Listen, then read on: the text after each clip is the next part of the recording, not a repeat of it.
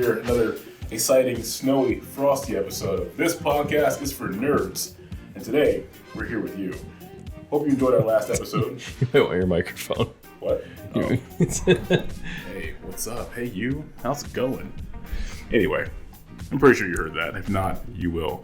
We're doing some hyperlapsing. We're messing around with some different venues, different setups. I'm going to try a Stella Artois on camera for the very first time.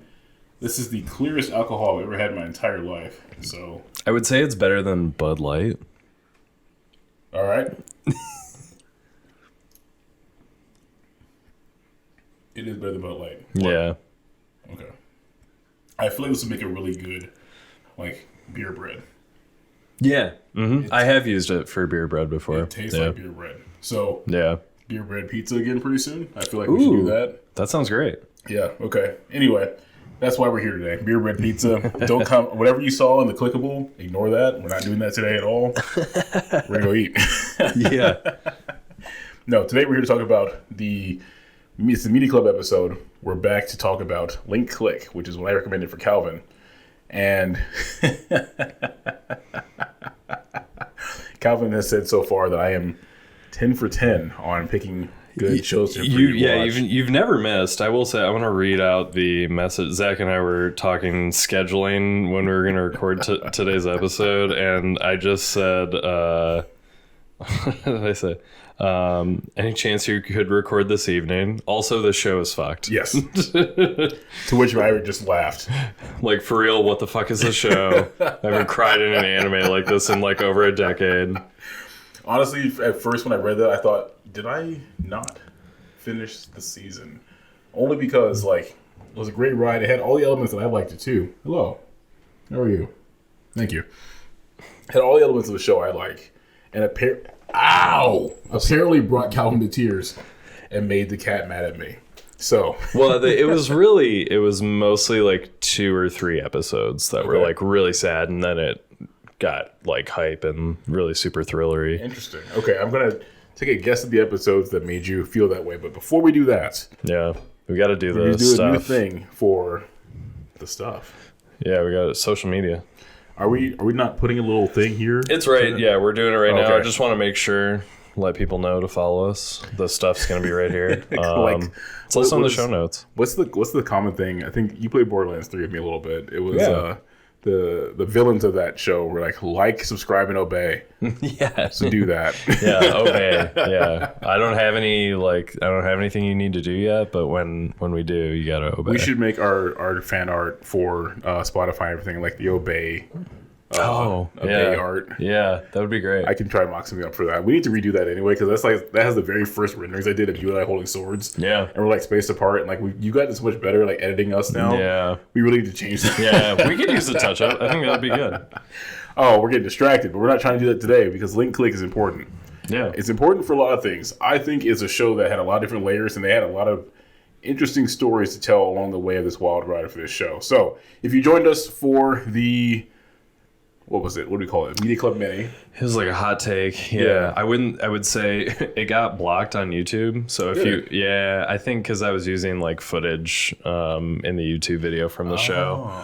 And they just decided they were going to completely block it and no one can watch it unless I cut some of our reviews. So I would say, but you posted on Instagram, right? I did post it on Instagram. Yeah, so go check it out on Instagram. Our quick review, but we're going to deep dive. Also, don't worry about following us on Twitter because it may not exist. Yeah, I was going to say we might need to just mothball the Twitter. I'm much better on Instagram, honestly. But yeah, Twitter's just I don't know what's happening, and I really don't. It's better for us. I don't want someone paying $8 to verify us and then have us say, "Hey, can we enjoy your hot podcast goss too early from here?" Oh my gosh, dude! You just right before you got here, Elon said Trump's back.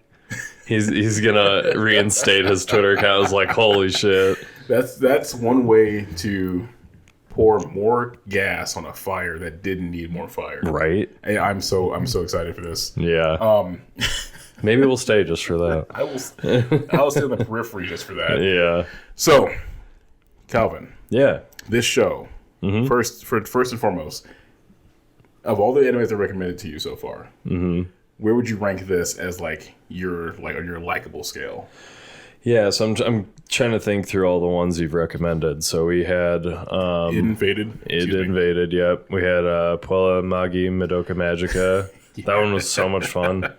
That one still ranks pretty high for me for the scale of what you expect versus what you get out of it. Right. That one I just would not have ever seen that coming. I feel like I have to rank that higher just because it was not at all what I was expecting. You're like, oh, it's magical girl anime. I'm like, I don't know if I'm gonna like that. I'm trying to think what else have we. And then the witch gets her head bit off. Yeah.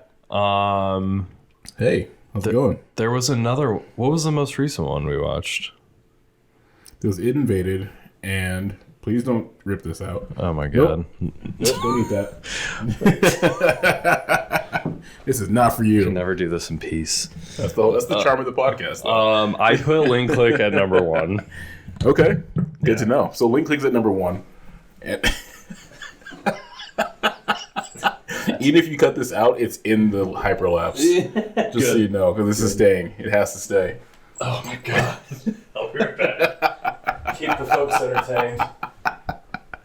Okay, so Link Click moves to number 1. We should actually it's good. We're gonna have a different show, not a different show, but for media club stuff, we're gonna have different rankings of where we had some of the last year. So it may be a time for do a recap of actually getting to the end of the year now too.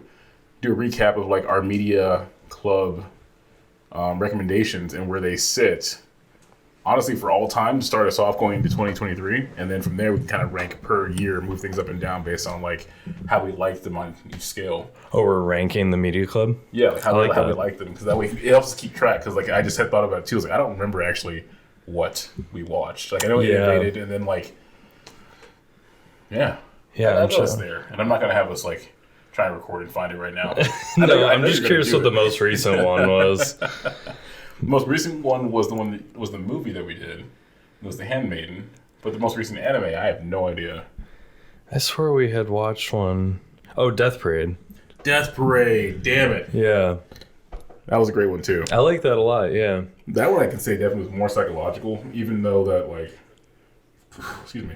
Even though, there was moments that were more heartfelt, I guess. This one I think just got gutty. Yeah, this one's insane. Yeah, so I would probably put it at the top of all the animes you've recommended so far.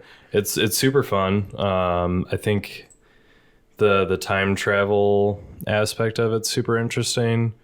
Very sad. It's definitely not one. We talk about this every time we do Media Club.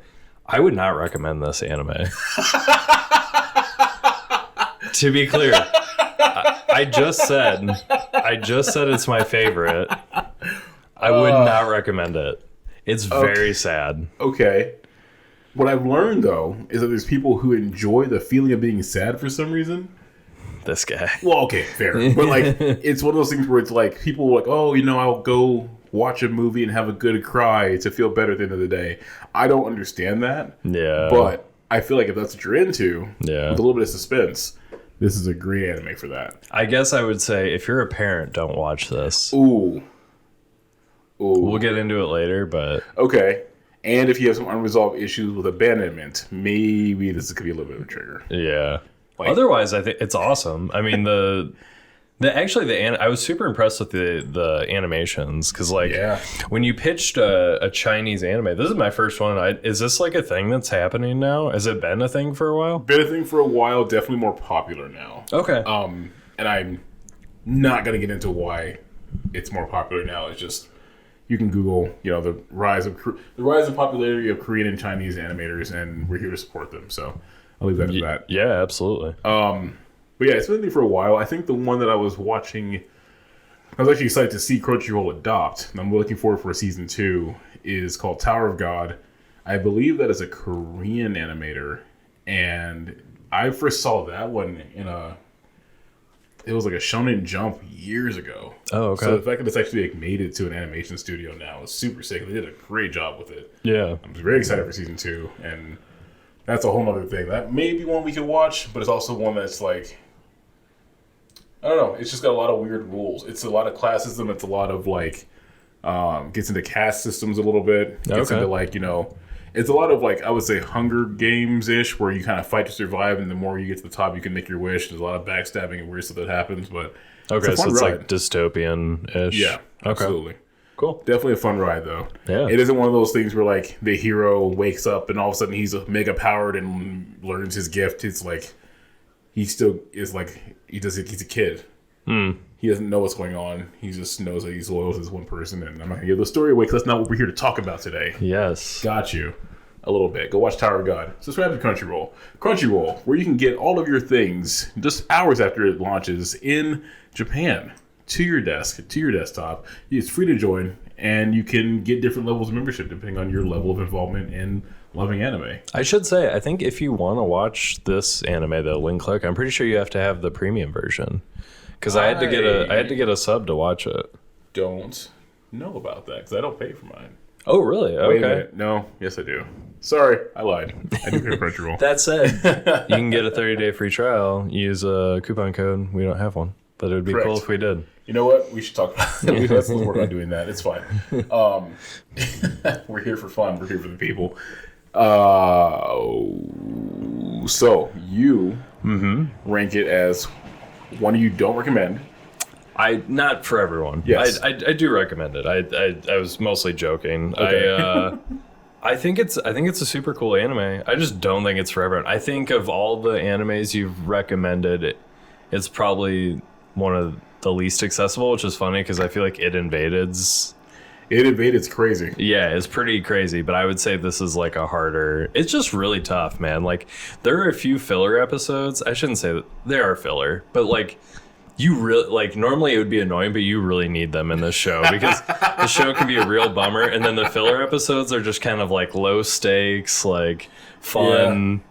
What threw me off is I looked at the episode list after, and they have like shorts with like chibi characters, and I was like, Yeah, what the actual hell is this? Where is that hidden in the Crunchyroll? Because I saw it on the Wikipedia that they had chibis, but I didn't see it in the actual like. It's at the very end, so you have like all the different translations, and you have like the main one, and it's 2 after that. Oh really? Yeah. Okay. I was just like, this is not. I'm not even watching these because there's after how this season just finished. I don't want to do this. Yeah, it does not strike me as a show that requires a chibi version of it. Or that's even possible. Like I'm very curious if you've watched the chibi versions. Let me know what they're like because it doesn't seem to make sense. I might watch it for season 2, but there's no reason to ruin the ride right now. Yeah. All right, so we're 13 minutes in, and if you haven't turned away, turn to go watch it, or go watch the short episode we had of this before. We're in spoiler territory. Yep. We're going to get into it. And first things first, I'm going to get into with Calvin. This is going to be like a Calvin retake a little bit, because I'm curious to know. So I'm going to guess, based on what you told me, the episode that got you the most. Because you kind of got to see a little bit of when he messed around and tried to, like, save people. And, like, he said, oh, hey, don't do that because it'll, like... Yeah, you see it at the end of episod 1, right? Yeah. Like with the girl, which, as crazy enough, becomes like the main arc of the show. Yep. Which I had kind of... I think if like we went back and listened to our episode, I feel like you and I talked about that. We're like, I feel like that's going to be like important. Yeah. And then for like 7 or 8 episodes, it's not. And then it's like the main like thrust of the last like 2 or 3 episodes. It comes in out of nowhere. So I am not going to try and butcher Chinese a ton, but the 2 characters you have Ching. Oh boy, I feel like we should just say black hair, white hair guy. Well, I know white hair. White hair's name is Ludong. Yeah, his is easier. Yeah, the guy with the black hair has harder. I keep hearing his name is Chin Shoshi. His name is Cheng. Yeah, Cheng. Yeah. Okay, we're doing that. Yeah. Cheng and Ludong. Yep. So one's the handler, one's the diver, basically. Yeah. And at the end, I think they did a good job of like not telling how the powers worked, and they still didn't really do that. But also they don't ever explain that. They don't at all. But they do give a good rundown of like how this works. I watch over you. You don't break these rules because things can happen, and when you come back, You don't look at the future. Don't ask questions about what happens in the future. Yeah. Things you do can change certain things. And we've learned, too, there's a certain period of, like, what can and can't be changed based on the node. Yeah. And there's an ability to create alternate timelines. Yeah, and gotta say, the Cheng, God, just want to fucking shake that guy. Like, I appreciate that you want to, like, fix shit, but you are fucking up timelines, dude. Just constantly. It reminded me a ton of, I don't know if you ever watched any of the MCU where the animated Flash tried to go back in time to save his mom. Mm-mm. Okay. But basically it's that whole thing. It's like you can't, it's like in Superman 3 in the 80s or 90s or 70s or 80s. You can't fly back in time and like change an event like that. It doesn't work. No. So yeah, every time Chen tried to fix something, he ended up wrecking something even worse than before. And it gets really Inception-y. So it's really hard to follow at times. So even trying to explain it here won't make a ton of sense without you actually going and watch it, which I think adds to the charm. Like you kind of have to be involved in what the hell's going on. There was even a scene too where Lu Gong dives into a photo to track the guy who they think is the killer. And you see Chen run through, and he's like, "What the hell are you doing there?" Yeah, that's a cool ability that he gets later on. That I think it's when the kid gets kidnapped is like the first time we see that, isn't it? He just basically can. So normally the power is he takes over the body of the person that takes the photo that they're looking at, right? Oh, okay. Generally, the cats just love you. That's fine. No problem with that. So yeah, he normally jumps into the person that took the photo. All right. Oh my God. And when he does that, usually they have to like high five each other so that way they go in together. So that way it creates a telepathic port between Lu Gong being able to give instructions I forgot about the high five. Cheng versus otherwise. And apparently Cheng can jump in without Lu Gong, so he can just slap his own hands and like dive into a photo. He's self-fiving. Yeah, and we didn't know that was a thing. Neither did he. Yeah. And he found out that when he does that, he definitely, without having Lu Gong there to like, high five him, that he can't communicate with him or get like information. Yeah. Also, you know what it was? It's the one with the kid. He found he can dive in himself because there was no one there to take a picture. He dove into a security camera. Yeah. Oh man, that part's so cool when they're when they're searching for the kid and they're using the security. He's like, I can see over like a kilometer for like a full day or whatever.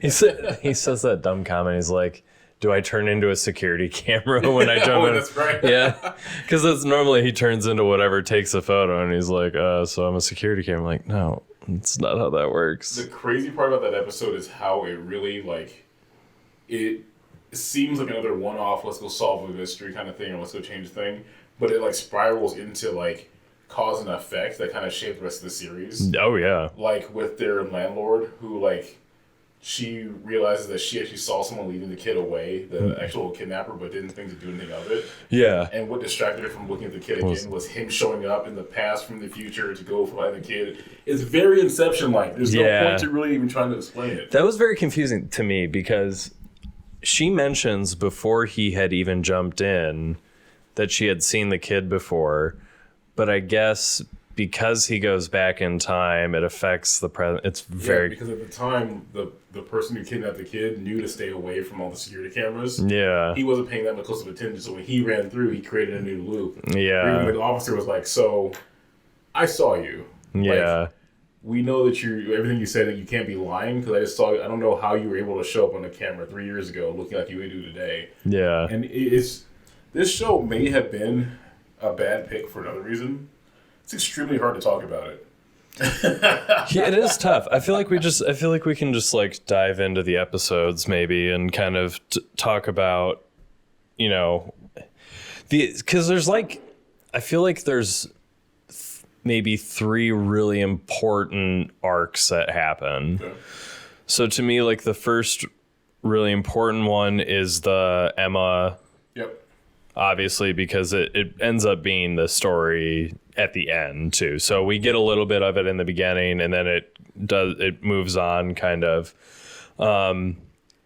And then the second one would be the earthquake part. I knew that was going to be one that... Yeah, that's a tough one. And then probably to me the third would be the kidnapped kid. Okay. I think before we do that, from a lighting element kind of color choice aspect of the show, do you think it did well to hold your attention, or it was more the storyline itself that kind of like did it for you?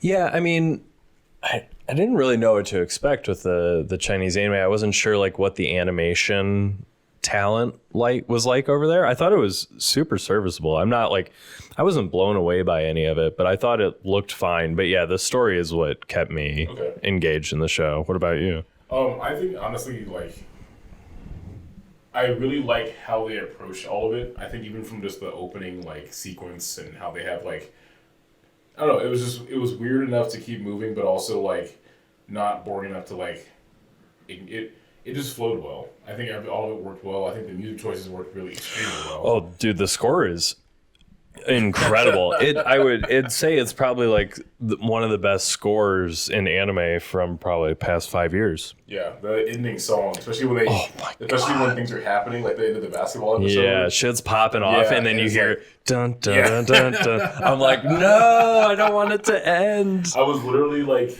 at the gym, like on doing like incline treadmill or something, and then didn't even realize I'd been on there for like 35 minutes. I was like watching the episode, like, oh, it's gonna end. Oh.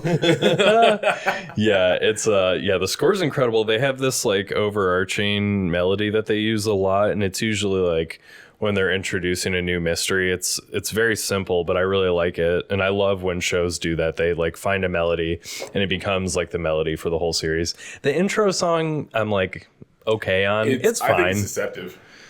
Yeah, it's deceptively playful. Yeah, I think my biggest issue is like maybe the vocals, but okay. I mean, I didn't download it, so it's not like it's not the song I took from that. No, but the instrumentation is incredible on it, and the score is incredible on that show. Yeah. I would say, they have expected it to be more of a misfits kind of set up between the two main characters. And it really wasn't. They didn't really get much into the history of Lu Gong and how he kind of came to really be involved. But we kind of get glimpses of him being a loner at some point too. Yeah. They didn't really get into how like he had that power. Like they didn't explain a damn thing about that. We get Cheng's history, but we don't understand like what gives him the ability to dive in, or I don't want to get to the end yet as far as like what that big reveal ends up being, but that's not explained. I think there's a lot of cliffhangers. Sure. Yeah, so we watched that first episode and I was kind of intrigued, mostly because of the end part where it's like, okay, this girl's been murdered, we find out, and it's clearly because of the changes that he made in the timeline. My issue is, I feel like a lot of the fuck ups that Cheng has on this show would not have happened if Lu Gong had just been honest and been like, hey, that shit you did in episode 1, you got a girl killed. So like, stop fucking up the timeline, dude. Like the earthquake shit, like when he's having the meltdown in front of the family and all the neighbors, all the old like nosy ass neighbors are watching this shit in the front yard. That was so weird. But I feel like a lot of these issues would not have happened if Lou had just been like upfront. So, I'm curious about that too, because I think it was after the earthquake episode that they took a break from the business because it fucked him up so badly. Dude. And, he even hit him. He's like, you told me I could save one person and this is what happened. And he's like, even if you try to change a bunch of stuff, the cord, if you don't mess with the nodes, it'll be fine. And you're right. I think if he had said something like, yo, dude, like, come on, like... And he put him through that trauma unnecessary. Like, he knew the mom was still gonna die, even if she was under the kitchen table. Yeah. And he's like, yeah, you get to watch your fucking mom die. Like, and then, like, deal with your own, like, parents disappearing. And that. Yeah, and then we learn about that. Oh, my God, dude. It was brutal. It was definitely one of those episodes where it's like, it had me more intrigued to see what ramifications that had. Because you see him keep doing it. Like, Even with the episode with the kid. So long story short, a kid gets like kidnapped by a child trafficker. They spend 3 years trying to find the kid, and it turns out that the person that the two investigators work with saw the kid being kidnapped but did nothing about it for 3 years. And it gets way deeper than that. This is a hyper high level explanation of that. Yeah. But it turns out they find a way to get a photo of the kid himself had taken a photo. And so that was pretty cool. Yeah, he had taken a photo on the dad's phone, so they were able to dive into that photo, and Chang was able to become the kid for the 12 hours. Actually, how that happened was like the person who kidnapped the kid threw like a morphine ball at him or something like that. Like, yeah, he had the kid like lick it, and then he like started to feel like woozy or whatever. And just kind of like passed out. So what happened was Chang was able to identify the kidnapper because he woke up in a bedroom like across from the like kidnapper. And she was passed out, and he like went and got her identification. And she woke up, and he was like, "Oh, cool! Like, by the way, you shouldn't be doing this." And kind of he beat the shit out of her, honestly. Like that was so weird. It was really weird to say the way I just said it, but also it was a kidnapper who kidnapped like a toddler. So it was a toddler fighting an adult to not get chopped into pieces because they threatened to cut the kid up into pieces. And then he's like, "Yeah, you know, I'm a god. I'm here to like stop the ancestors. Blah blah. If you harm any more kids for 3 years, something weird happens." So they fast forward. He comes back to main timeline, and the kidnapper brings back the kid and is like, "Oh, I took care of him for 3 years straight and didn't kidnap any more kids, and I'm bringing him back." And the kid is obviously like shell shocked from this whole experience. And the police are like, "Hey, by the way, we know that you guys did something kind of weird. Your powers must not be kind of garbage because we noticed you running through this." Like security camera tape 3 years ago. I think that whole like him jumping into the photo that the kid took is kind of cool because one thing we didn't explain is like you get one shot in the photo. Like they get 12 hours basically to like roam these like this time in this photo. But so they're trying to find the person that took this kid, and they're using security footage, and Cheng fucks up. And he gets like distracted, and so they lose their shot. That was actually not his fault, I don't think. No, because like they didn't know that the person that they actually knew in real life was going to be there. Yeah, and Lugon couldn't see them either because they ran around the corner. Yeah, so that one was like, he's like, how come you didn't see her? He's like, I didn't know she was there. Like, yeah, and it ended up causing a chain and change of memories in effect with everyone else involved because it was just it was wild, honestly. Yeah, so they had basically lost their shot. They go to the dad and they're like, "Sorry, man, there's like nothing." And then they like start thinking like, "Are there any photos that were taken on that day?" And they go through and they find a photo. So they get this like second chance, which I thought was kind of cool. Yeah. And then that whole leads to the police. The reason why the police even kind of approached them the second time was like, "Oh, by the way, there's another case we're trying to figure out. Maybe you can help us." And he hands the photo, to Cheng. And Lugon's like, I'm the one who has to deal with that. Because, like, he's trying to protect Cheng from psychological trauma. Doesn't super work out. Well. No. But turns out the case he hands him to need help with is Emma. Yeah, exactly. Yeah. Call back to episode 1, the girl who works for a video game company? Yeah. Yeah. And that one had a lot of turns in it just because of the fact that, like, at the time they found her, yes, she was killed, and they thought it was a homicide. No. But then because Chang went back in the past and effed up again, the guy ended up not killing her because Chang was in the trunk. He stuck into his trunk. Yeah. To scream, to try and like, what do I do? How do I save her or not make the mess with the timeline? Yeah. Him screaming freaks the dude out, opens the trunk, but he claps when he's gone. Yeah. But then they speed off and like crash. She gets out and jumps off a cliff because she's just done with life. Yeah. And like she's still. Oh, and that's what the news story is in episode 1, right? Yeah. Because they go, oh yeah, by the way, he's innocent. Like, how could he be innocent? He was the car. It's like, yeah, but there's camera footage of her walking on an abandoned bridge. Well, yeah, they go to the guy's house that they think is the killer, and then you see he's like paralyzed, and they're like, wait, how is this possible?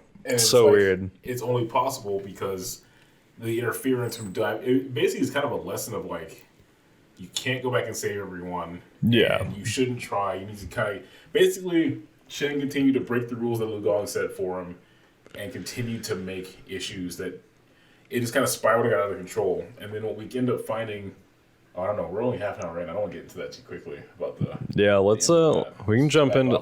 Yeah, we can jump into the earthquake episodes. Yeah, I feel like you have a lot to say about the earthquake episode. They were heavy as fuck, dude. So they get a client who has this, and it's like a really long. I honestly thought this was going to be the arch for like the whole season. Yeah, I was like, it felt like it because they did. It was 3 episodes, I think. Maybe 2. Yeah, I want to say 3 because I think they. And then they have the half one. Yeah, but I think it was 3 because they did 2 main, and then the last part of the second one that kind of bled over into kind of mixing in between. Yeah. And they put in the one with the guy trying to like fight for his love. Right? Yeah, yeah. So they get this client who's like really upset because he had this fight with his mom, and then he never told the love of his life how he felt. So like, okay. Oh, and then there was like a basketball game issue, right? Yes. So the basketball thing was where he was from. It didn't have a lot of money. It was in the country. And the school district essentially wanted to kind of focus on academics and no one really cared about basketball. So they were going to demolish it. Yeah. But they thought, hey, if we play hard and win, you'll help save the program, right? And yeah, sure, give it a shot. That was the premise of it. This felt like the most anime-ass episode of all the episodes. I was like, everything was so incredibly dramatic. Like, he's going up to throw a basketball. They're doing it in fucking slow motion. There's like 5 guys covering him. I'm like, this is some anime-ass shit. Exactly why I don't watch, sports-based animes. Yeah, oh yeah. 0 point. Yeah. Go play the damn sport. Exactly. Like, I'm not gonna... I don't need to watch super powered basketball or tennis or bike riding or anything I can just go do. You're not watching, was it Run Host Club? Is that the boy swimming? Nope, that's what you're talking about. That's not the. Oh, which one? That boy swimming one is. That one's very horny. That is so funny. Yeah, I've not watched it. And then there's, oh God. Or the Run Host Club is actually, it's definitely I've watched through it. It's definitely good for laughs. And kind of laughs just the absurdity. Is it a sports-related one? Not sports at all. I don't know how I got that. It's just like, because I know which one you're talking about. Do not knock over my cameras. It's Orion Host Club is really just a written lesson in absurdity for the uber rich and how they handle things. Okay. It's nonsense, but it's just hilarious. Yeah, well, this episode felt very anime-y. It was like very over the top. But anyway, so I mean, part of his issue is that he lost this game, right? Well, he was a backup player for the basketball team, and the team lost. And he felt that he had regrets from he said he had regret from not being able to talk to people he cared about. Didn't specify why, and that's the part that got fucking crazy. That's when shit pops off because he starts talking about it. So like the timeline they have to follow is that they lose this basketball game, and like Chang is popping off. He's like, I'm gonna fucking win this basketball game. Which doesn't make sense to me. Like, I don't know why. Like, just fucking lose, dude. What are you doing? It's so simple. They try to make basketball seem like, but basketball is like a really important plot point. Like, yeah. Did I miss this It's not at all. Why is this important? So he gets really nervous. He's like, did I fuck everything up because we won the basketball game? And you see him go like, no, because it didn't like alter the main, like the important thing. And you're like, well, what is that important thing? Like, is it the fight with the mom? Because then he gets into a fight with his mom. Is it something else? And even that, he doesn't really follow the script for that either. Like, he tells the things he's supposed to, but he changes things too each time. Like with the talking to the girl, talking to the guy, talking to the guy's sister, talking to the mom. You can see that he'll just repeat everything I say exactly as I say it. Our job is to make sure the client's words have been delivered because that's what's important to them because they feel like they regret not being able to say it. Yeah. And the whole time I'm like, okay, cool, he says it, but then he's like, I don't want to fight with you, blah, blah. And I'll let you continue this part, but I think it's like that twist, that reveal is just like, Yeah, so he doesn't really say the words to the girlfriend. Not... Right? No, he does. I mean, before he finds out about what the... I think he does, though. Because the whole time they're talking and it's kind of muted, just playing music. Oh right, yeah, He's that's the thing. Yeah, I thought so they don't you don't hear it, but he does. Yeah. So he goes home and he's supposed to have this fight with his mom, but the client wants him to like say all these things like I love you. They get into this fight because the husband and the dad, same guy, is like a photographer. Same dude. Yeah, same dude. He's a photographer and he's like never home. And I guess the character like wanted to go to the city with this girl he loved, and the mom felt left behind. And then, man, so like he says the shit he's supposed to say, and the worst part is he decides to stick around when he could have just left. Yep. But he wanted to stay and eat. Like, yeah, he was like, "Oh, I'm really tired. I should eat." I'm like, "Do you?" Well, I guess he feels the like bodily feelings of the person he's inhabiting, so he probably would feel the food. Yeah. So at least like from a taste perspective. So they're talking and the mom's like, "Oh, you have to have noodles. It's your dad's birthday," and she says it's May 8th, and he like freaks out. He's like, "What year is it?" And then you realize it's the year that this horrible earthquake happens. We eventually learn that Cheng's parents disappeared in this earthquake, right? Isn't that like part of it? It didn't. So they didn't disappear in the earthquake. Hey, what's up? You can't have beer. They didn't disappear in this earthquake, but Chang gets flashbacks because he remembers running to the girl who ended up like his family kind of fostered him. Oh yeah, asking, did my parents get caught in that earthquake? And they're like, well, he didn't know where they went. That's the girl at the end, isn't it? The girl that he goes to as a child. No, that's the landlord. Oh, that's the landlord. Okay, yeah. Okay. So he keeps getting flashbacks of like, oh my god, my parents could have been in this mess. And I guess his mindset was, if I get everyone out, then I don't know really what his tactic was in this one. Well, I think he was just under the assumption he could get all the important people out. So the girl he loved, his mom. Yeah. It ends up fucking up bad. Change the note. So basically, Lu Gong, he keeps pleading with him, I need to save the people. He's like, no, don't do that. Don't change anything. He runs around town trying to tell everybody there's going to be an earthquake.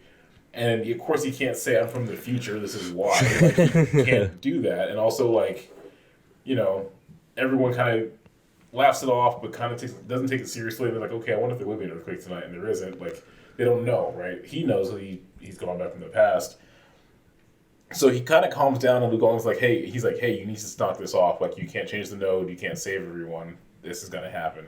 You already know it's going to happen. This is why I told you not to do this. And he goes, please let me save one person. Let me save my mom. Lu Gong doesn't say yes.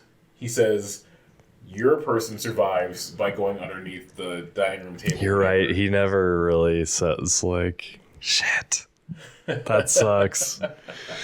That's so disappointing. So I'm gonna leave this one to you, because I know this is the one I'm here for you. We have some beers. It's such a bummer. Pour one out.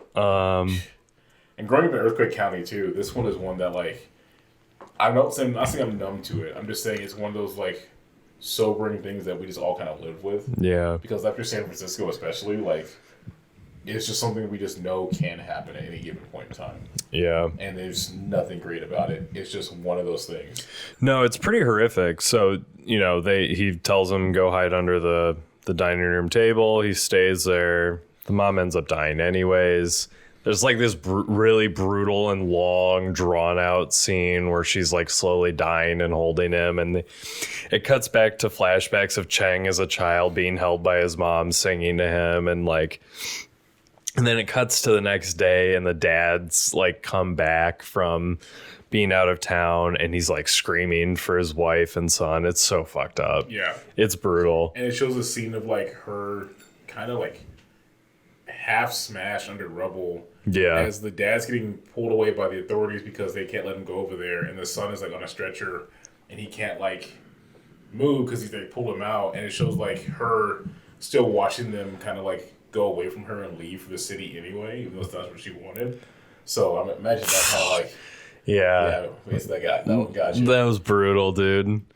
That, and then the other one that really got me, and then we can like get back into discussing the show as a whole, is the kid being kidnapped. Really fucked up, because they like search for this kid for 3 years, and then there's a scene. The dad has been doing like all of the searching, it seems like. And he goes back home, and the mom is watching the show that the kid watches. Yeah. It's like it's basically Power Rangers or like Ultraman or something. And she's like regressed. She's basically like in like a childlike state. Yeah. The husband comes home and she's like, "Oh, like let's talk about this kid's show. There's like, what's this power?" She's like quizzing him about the show. Yeah. It was so fucking hard to watch. Yeah. So backstory to that too is the parents owned a business. It was a new business, a bubble tea business in the college area. They were really busy, but they didn't want to hire more people because they wanted to keep the quality of their ingredients high and, you know, not dip into their overhead or something like that. So the kid was like, "Hey, mom, come play with me, He's like, "Can't do that, son, I'm sorry." Dad's like, "Hey, you know, like, excuse me, like, I know I'm busy too." And you could see kind of like hints that the mom was,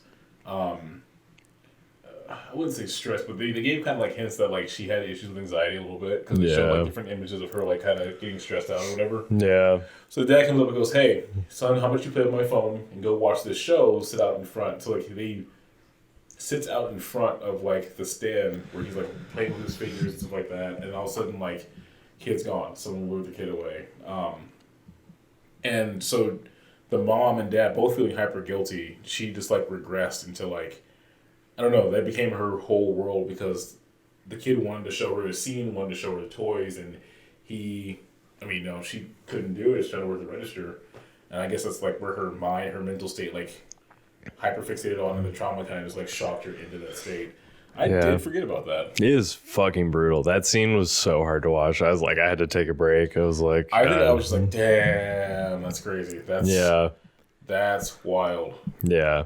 I think for me too, with that scene or that whole scenario also, it was interesting because of the layers of it. I think this show had a way of kind of addressing real life things that can honestly happen to anybody. Yeah. And, you know, even without like the reset button on hand, you know, like, yeah. You know, granted, I wouldn't have gotten in a car with a stranger who was like, "Oh, hey, you want to come like get a ride to the station?" Fuck. Yeah, absolutely not. I'm gonna pass on from that, my dude. But would you climb stairs for 2 hours and then fight an old man just for the opportunity to marry the love of my life? Yeah. Absolutely. But the difference is I don't think I'd lose that many times. No, you would have kicked that guy's ass. I'm not saying I'm like great. I'm just saying like I feel like you would have gotten it the first try. I feel like all I need to do is like wrap him up. Yeah. Hold him. Like like that's it was very interesting. I'm a big guy. I'm not gonna fight like a small guy. I'm not gonna chase you around the ring. I'm not gonna like do all these fancy footstep moves. No, I'm gonna wait. Yeah. And I'm gonna grab you. And that's all it's gonna be. And then like get you by the collar, get you by the hook, grab the hook on the hand, toss it over my shoulder, and then slam down. Yeah. I thought that episode was a nice chaser to the earthquake episode. Yeah, that makes sense. It was very interesting. It was called a 5.5 because they don't have that episode listed on the Wikipedia page. Yeah, and the end of it was, I wanted to go back and watch it again with like Google Translate on because it had stories at the end of like something. I couldn't tell what that was. It's super annoying that Crunchyroll didn't translate any of that. I was a little confused by that, honestly. Yeah, I will say, like, the show is great. This is not an issue with the show. That my issue is with Crunchyroll is like they didn't translate some of the stuff. Like, there's a lot of scenes with texting. And like, unless the show is like the actor is like verbalizing what they're reading, you don't know what you're seeing. Like that's true. It's a little frustrating. A lot of it wasn't super necessary, but like there's some text at the end of that episode in particular. He's like showing his phone. And so I went into the Crunchyroll comments section just to see if like anyone had mentioned what it was, and it like wasn't super important, but it was basically like him saying like let's get married in the text or whatever. Gotcha. Okay. So yeah, that was a little frustrating, but I was curious about that too. Especially because I guess like you get so used to like seeing that and having a little something pop up for the dialogue, but yeah. At the end of that episode, I actually am curious to see what it actually, because I looked at those stories, so I had real life people send in pictures. So I assumed it was like the animators, right? Like their stories, maybe. Good point. Actually, I have no idea. I just gotta feel like I can rewatch that scene now. Yeah. I don't know. Yeah. So, you feeling good? You all right? Oh yeah. Earthquake episode. Because I could hear your voice. You know, Oh, it was, yeah, dude. It was really tough. So that fighting episode was just kind of like a fun, low stakes. And I didn't know like where that fits in the timeline was because they decided to take a break after the earthquake. So I'm assuming this episode, like timeline wise, wasn't at the same time. Yeah, it wasn't like immediately after. That was a little confusing because immediately after is when they show up the case with the kid. And that's like, he goes, I thought you wanted to take a break. He goes, well, I'm a little interested about this one because I don't know why he chose to change his mind. But so one thing, too, I'll say about the fighting episode at the end is that I totally spaced out and forgot what I was going to say about it. So we're going to move on. I'm not going to try to grasp for that. Well, let's dive into the kid kidnapping.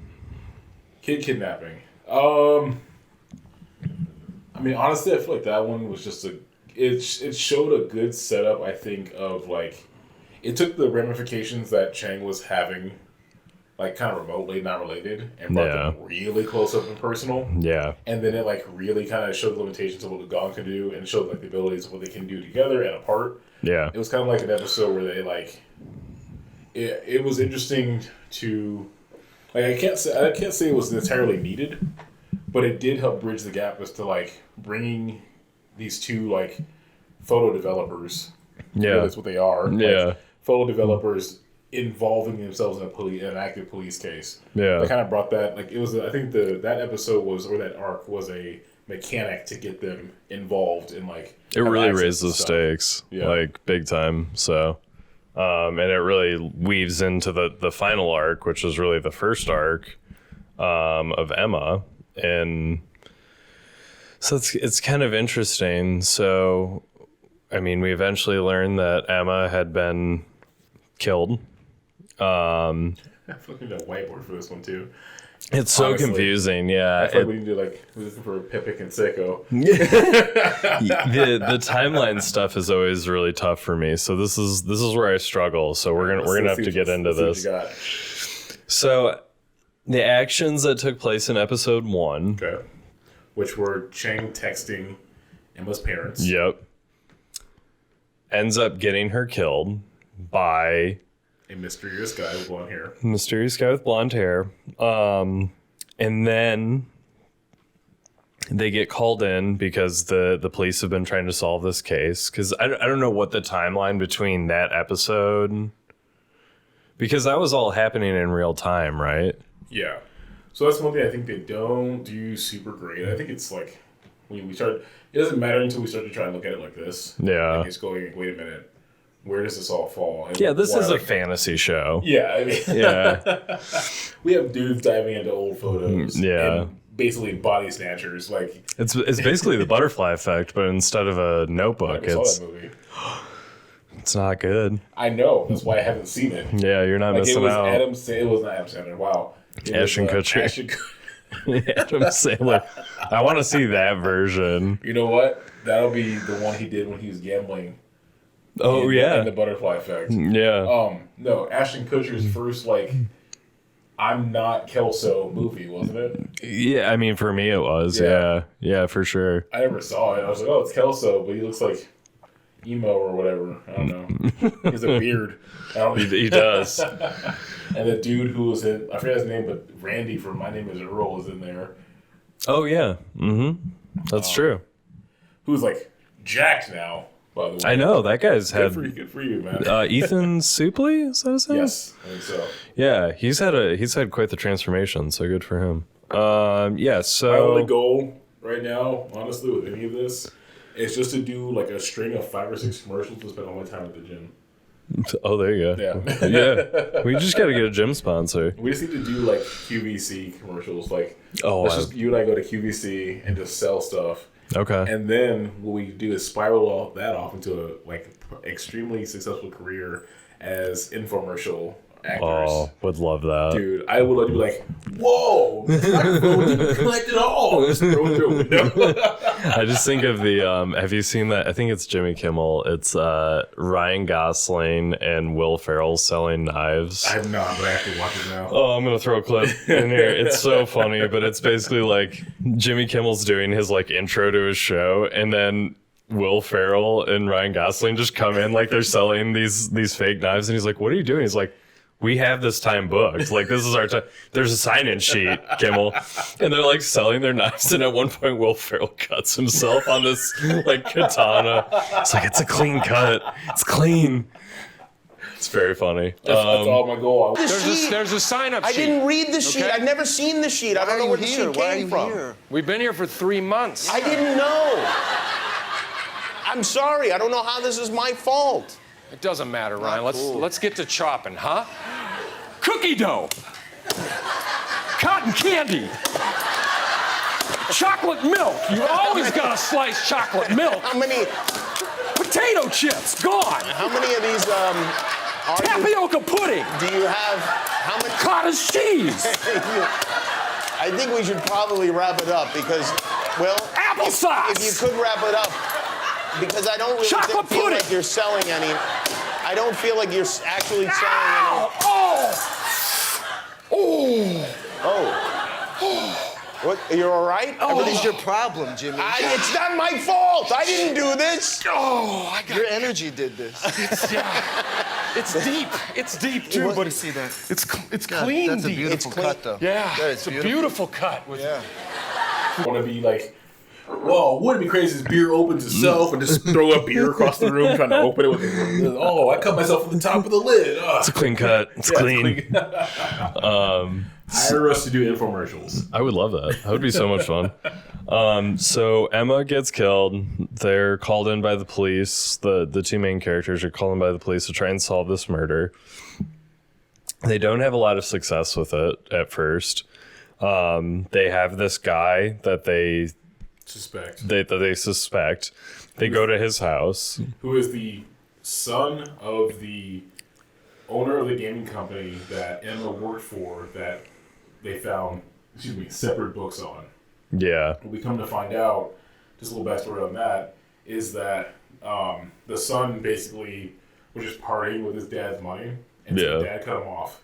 When he did that, the son went to Emma's boss and was like, yo, if you give me money, then like, I forgot the deal he worked out, but he cut him a deal. Yeah. Like, if you give me X amount of money and fake the books, I'll take this, you get a little bit. And then that's how Emma, we find out, she got involved because she was skimming from the boss who was skimming from the kid to hide the secret from the dad. And then and then the whole company goes down for like embezzlement, which happens in the first episode. Yeah. That's why I was very confused. So there's like a scene where Cheng takes over, or no, he doesn't take over. He's inside the trunk or whatever. And you hear the guy, what's his name? Liu something. Yeah. He's like, give me my money. And I was like, wait, what? How does that? And then they kind of like explain his relationship to the company. Yep. Which means, going back further, that Emma was already being targeted. Because once they went down, right, he went after everyone who like made it too obvious that they were stealing money, and he wanted to get the money back. Yeah. Which is crazy, because apparently like the dude's son had a reputation on his own for just being a dick. Yeah. Because everyone was already going after him for stuff. And his dad's like, no, my beautiful son could never do this. Like, how dare you? That dude was like an absolute gangster, though. He was like, yo, you guys get out of my house because my son could have done this stuff. What is happening? Oh, yeah, he's popping off. The guy's just in his wheelchair. Okay, I'm going to need you to take over because this is where I start getting really confused. Okay, so here's what we have right now. At this point, the investigation is they want to try and find information about Emma. What happens is, instead of teaming up like they normally do, they split up and go into the pictures in different ways because Lu Gong doesn't want Channing involved in this at all because he knows he's going to know that his actions caused him to die in the first place, or so it would appear. The problem is the police released a photo to the internet of who they think the suspected killer is. Idiots. From the picture they found. And so when Lu Gong goes to talk to the police and investigate, he tells the landlady, hey, don't let him in near any of his phone because he could dive in and possibly be reckless. Because he's just fraught with, like, he's a nervous wreck, basically, at this point, thinking that he did something wrong. He's just freaking out and all his trauma's coming up and, like, messing with him. What they find out is while Lu Gong's with the police, he sees the kidnapper walking across from his car and IDs the license plate properly, whatever. But then he notices Cheng running across the back of the picture. And he's like, how the hell did he get here? I didn't high-five him. What's going on? Then They go back and find that Chang opened up his laptop and dove into the picture. So that's where the timeline for the current day ends. In the past, what happens is Chang actually hops inside of the trunk of the car when the guy offers Emma a ride. So he gets to hear, like, honestly, he hears an abduction. And he's trying to, like, figure out who the guy is so he doesn't, like, blow his cover but can give information to police. What ends up happening is that he hears, like, the dude go on this rant about people stealing his money and basically listens as Emma gets, like, strangled nearly to death at this point. And so he's having a freak out because he doesn't have Lu Gong to guide him because he went it on his own. He doesn't know what to do. He doesn't know what's going to change or what not to change. All he knows is that Emma is dead. Emma is dead, and he's there right now to try and do something about it.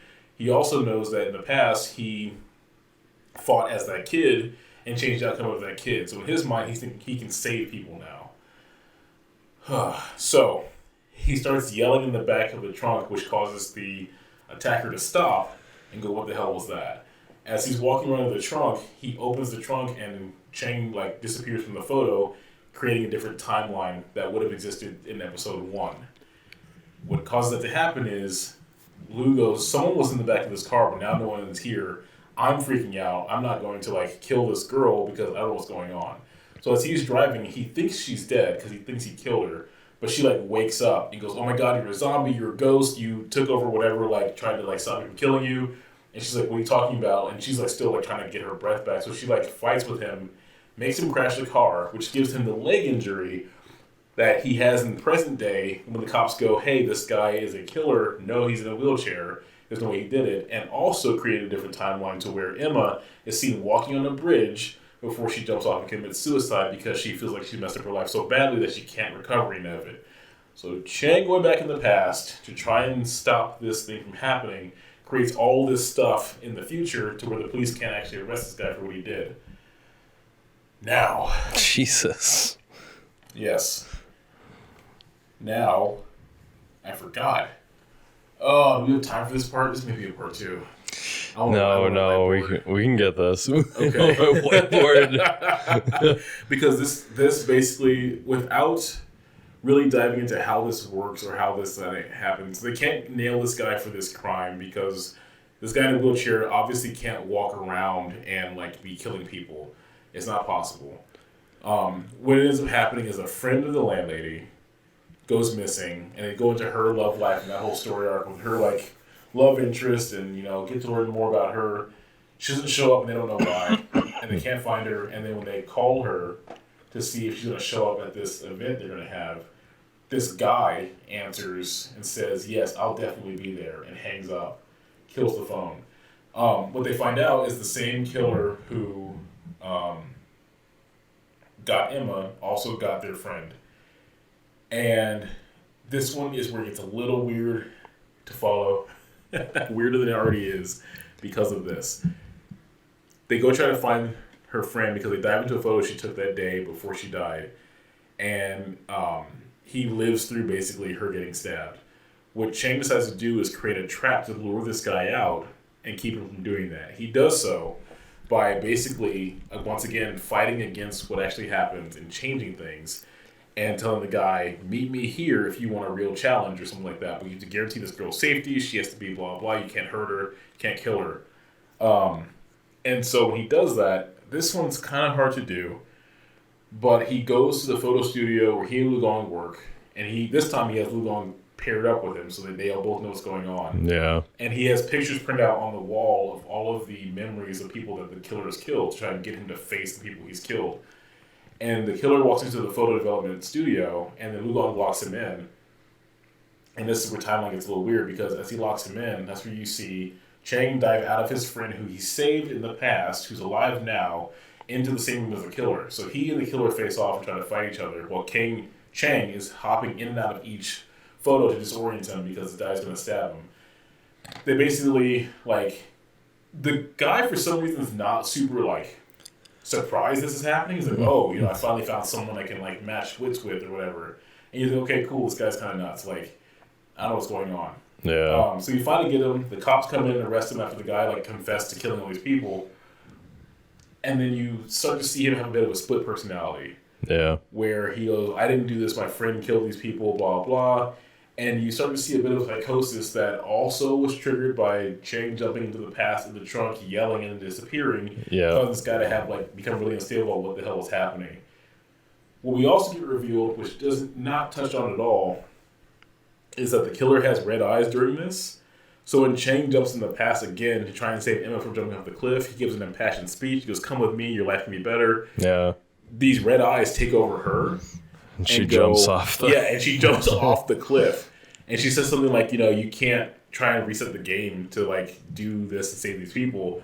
And he's like, what the hell are you talking about? And she jumps off and dies. So she still stays dead. Yeah. In present day, Chang's like, I don't get what's going on, and claps him up a picture and finds that Lu Gong's been stabbed because someone took over the landlady and stabbed him, while he was sitting down because he couldn't communicate with him anymore. And it cuts to, she's got the red eyes. Yeah, she's got the red eyes, and she's staring at him going, now the game's being reset. And basically, I don't know what the hell that means. I don't know what's going on. Yeah. I'm surprised I caught that in 6 minutes because there's a lot going on. My first thoughts afterwards were this. Obviously, someone else has this ability. Yeah, Makes sense because they didn't talk about it at all. Yeah. Someone is a kind of gatekeeper to this. Yeah, I assume it's basically like Chang, but they're just doing bad shit. Yeah. It's either they're doing bad shit. Because, that was the thing, too. The guy was crippled.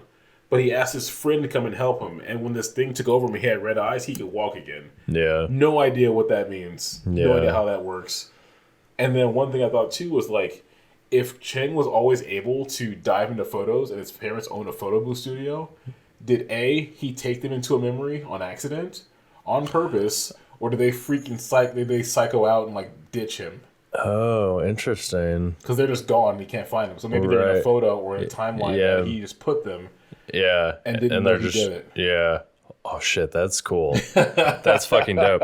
Well, this show is getting a second season, so what are some of the things you hope get answered? Are you even interested in season 2? I go back and forth only because I don't want it to do a thing where it just becomes a Naruto. Sure. Where it's just the power of friendship and you can change your ways, Sasuke, and no, we can do this together, there's a better way. Yeah. I don't know. I feel like I'm interested enough to watch it. I'll watch the first episode of season 2 and I'll make my judgment from there. That's kind of where I'm at too. Yeah, because I'm curious to see if my dude died. I don't want him to be dead. Right? Yeah.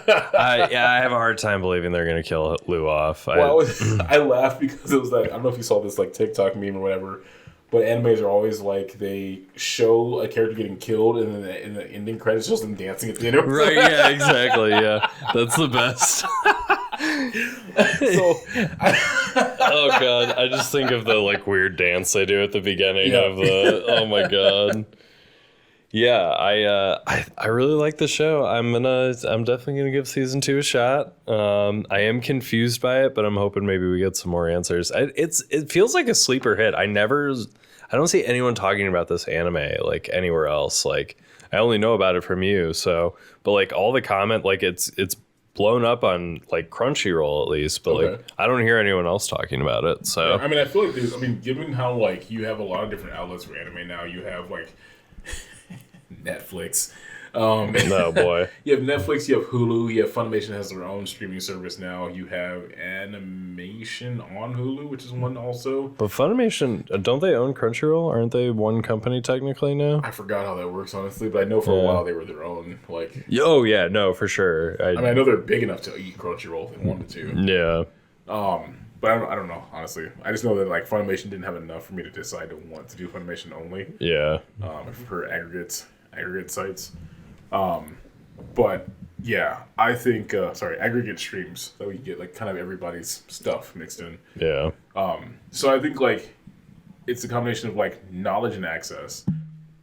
If you don't know Crunchyroll and you're new to anime and you have Netflix, Hulu, or whatever, and you think you know stuff there, and then if you want to just watch Hunter x Hunter or whatever the fuck, sure. Yeah. Even Demon Slayer is on Netflix, which is hilarious to me. Yeah. I'm surprised Netflix hasn't completely effed up and made a Demon Slayer live action. Oh, I hope they don't, because I think they were the ones that, like, at least in the U.S., released the Attack on Titan. They did. Well, they did Death Note live action, so never forgive them for that. We don't get enough Willem Dafoe time in that movie. That was the greatest crime. It really was. That was the greatest crime. Like, honestly, I was mad about it, of course, but I wasn't mad. I was just like indifferent because I don't like that show anyway. But I was like, you have Willem Dafoe as a Death Eater? Oh, yeah. Not sorry. That's Hagrid. He's a Death Eater. I make Harry Potter fans so angry with that. Go on Reddit. It's real. Is it real? It's a real theory. Yeah. Oh, I'm gonna look that up later. Yeah, so we need more Willem Dafoe. I agreed. I think that's really the takeaway from this. He wasn't in Link Click. Put him in Link Click season 2. Godspeed, Spider-Man. So I would say check it out. Well, how is it? He wasn't as deep as Kratos. Boy. He wasn't as deep as Kratos. Boy. Godspeed, Spider-Man. God, I'm the goblin. I don't know. I can't. I'm a bit of a scientist myself. Bit of a scientist myself. I love the meme they did of him with the Karen hair. Oh yeah, that's so good. But yeah, welcome to the ending of this podcast is for nerds. Yeah, I once again knock it out of the park with my anime recommendations. Crushing it. We are going to be doing next episode is what, interview again? Yeah. So I'm stoked about this next interview. I'm stoked. Heather was on with us last time. We've already talked. We're already going to have her on again. She's awesome. Yeah, people really seem to enjoy that. So we're going to keep doing the interviews. I really enjoyed the Media Club, though, so we're still going to do that. But yeah, just expect every other episode. So there'll be Two Trick Ponies, Media Club. Yeah, interviews. I'm going to say the next thing we watch, so this is coming out first week of December. Our interview will go out in January, so February. I'm going to say... What date? What time did you just do? Did you just link click me right now? No. Just dive into this. It's November right now, but this is coming out in December. Right. Okay. Oh, that's what you're saying. The interview is going to go out in January. So for February, the next Media Club, I'm going to say we're going to watch the new Knives Out, Glass Onion. Yeah. Yes. I know you like a thriller. Yes. And it's coming out at the end of December, so it'll be kind of perfect little Christmas movie. Did you also see there's another show coming out? It's a series on Hulu that's like not Knives Out, but it's like associated with. Oh no! There's a series coming out too. Oh cool! Is Daniel Craig involved at all? He's not. It's a I forgot. I had to look it up, but it has Well, it's not Justin Long. This guy I always mistake for Justin Long in it.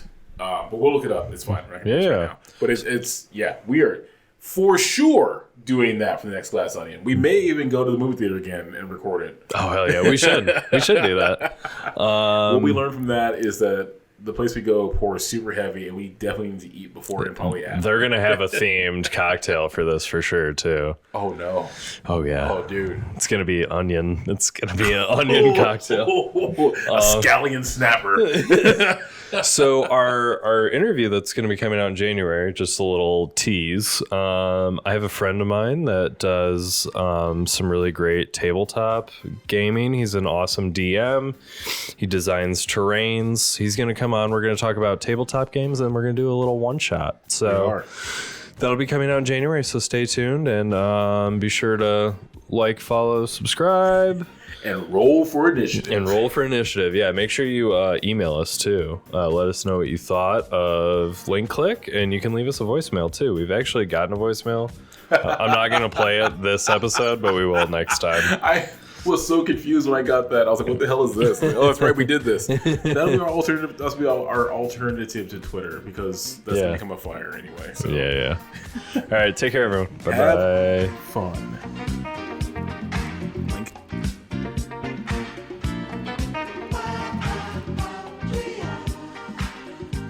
For my next number, I'd like to return to the classics. Turn to the classics. Turn to the classics. Turn to the